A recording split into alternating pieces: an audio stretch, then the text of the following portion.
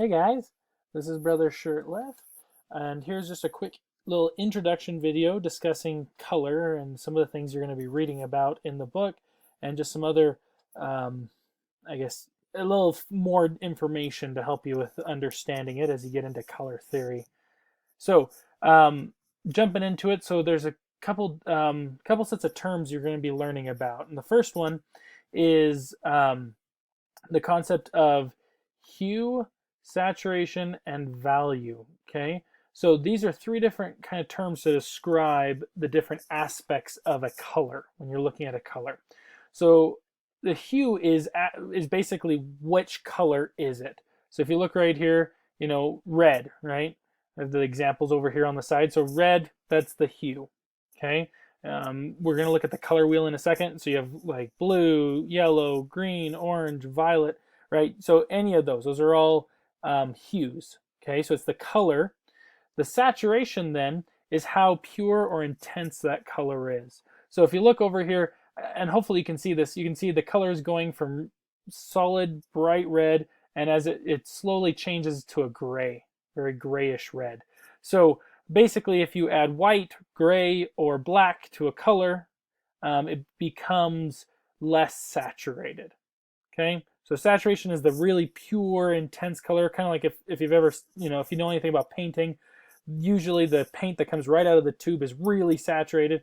And then if you mix other colors in, or if you add water in for like watercolor, stuff like that, it starts to lose a little bit of that bright intenseness and it becomes less saturated.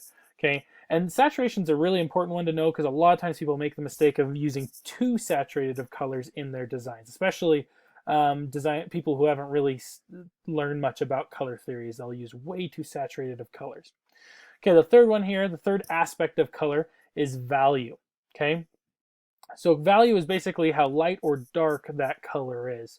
So if it's, a very bright version of that color or a very dark version. So if you kind of look here, there's a gradient and it goes from this red. Okay, this is the same red as up here, just like this with this one.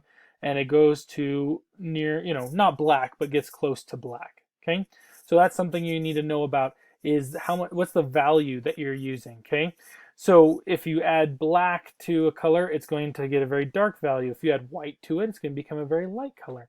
Two other words that you might be interesting to know is a tint or a shade. So a tint is a version of a color that has had white added to it, and a shade is a version of a color that's had black added to it. So you can get all kinds of values of color. There's so many versions of each individual color, right? The hue right here, the basic red hue, there are basically limitless in some ways, but lots of different possibilities if you start adding in different saturations to it as well as different values. So if you make it a tint or if you make it a shade, so once you do that kind of stuff, you have a lot of variety in just one hue. Okay, so let's jump over here now to the color wheel. So the color wheel is basically the wheel that shows all the colors where they're placed, and it has a lot of really valuable uses in picking what colors go together well. And I'll talk about that in the next slide. So the terms here are primary, secondary, and tertiary. So your primary colors are red, blue, and yellow. So this, if you've ever done painting of any kind where you mix colors together, should be really easy to understand, right? Most people understand the basic concept, right? So if you look at the color wheel here, we have red, and we have blue, and we have yellow, and they kind of form, how would you say this? They're kind of, all three of them are equal distance apart, right? So there's three in between each of these colors. Sorry, here. So these are the primary colors. And if then you look, the next group, secondary colors are the ones that if you mix red and yellow together, the primary colors, you get orange. If you mix blue and red together, you get purple or violet. And if you mix blue and yellow together, you get green, right? So the secondary is, if you take the primary colors and you mix two of them together, you get a secondary color. Tertiaries then are if you have a secondary color and you add a little bit more of one of the two primary colors to it. So the way I like to refer to it, this is the way I was taught in my art classes, is just red orange, yellow green, blue violet, and red violet, or purple if you like that more. So if you look on the color wheel here, you'll see right here. So between the primary color red and the secondary color purple, you have red-violet or red-purple, okay? So that's the idea. Same thing up here with between red, or let's do a different one. So let's say between green and blue. So here's my primary color, here's my secondary color, and you get blue-green, which is like a teal color, right? So that's the idea of tertiary.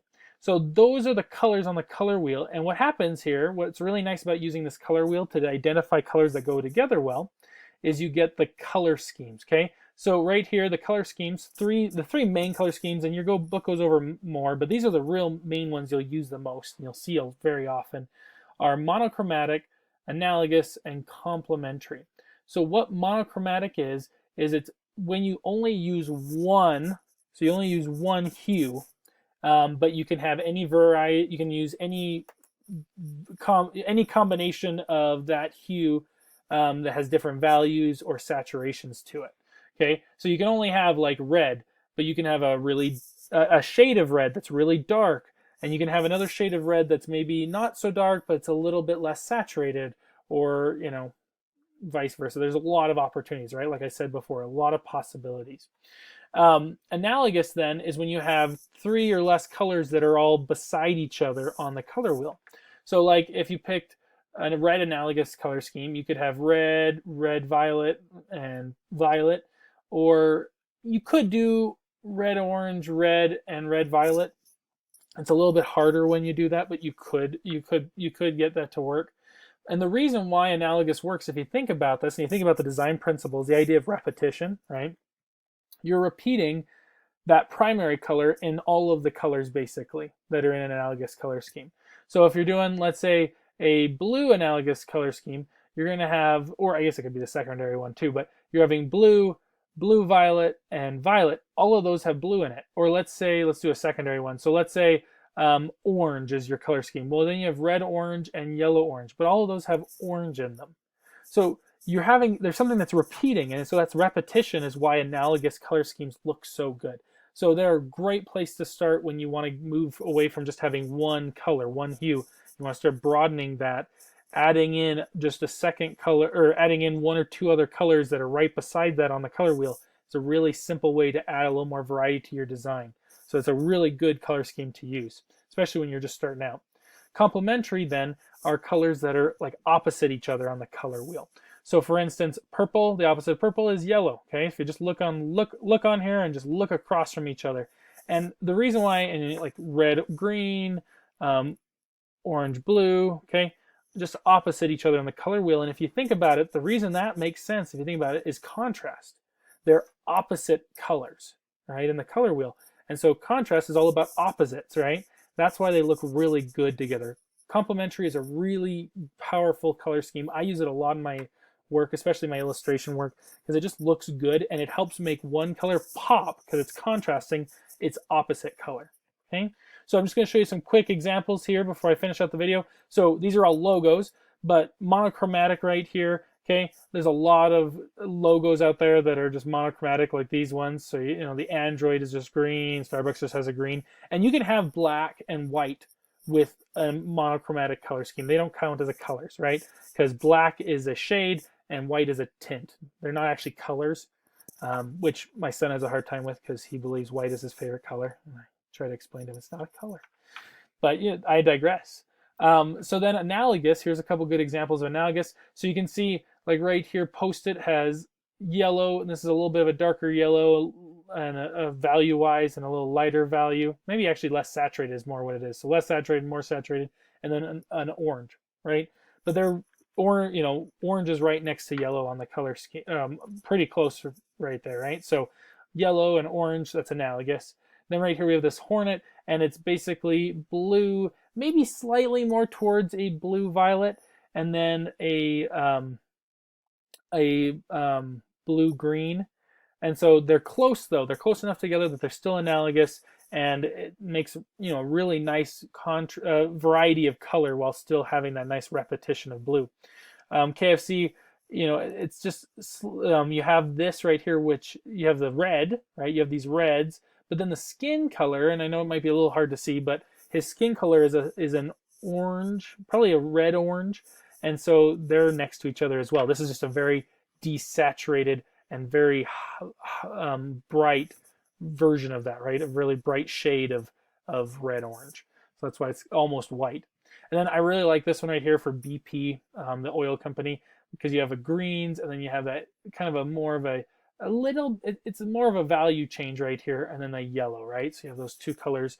You have kind of a yellow, green, and then yellow, and so it looks really nice. Then the last one here, complementary. Again, you see this all over. You know, here's the blue, orange, red, green again, yellow, purple. You see a lot of complementary color schemes out there.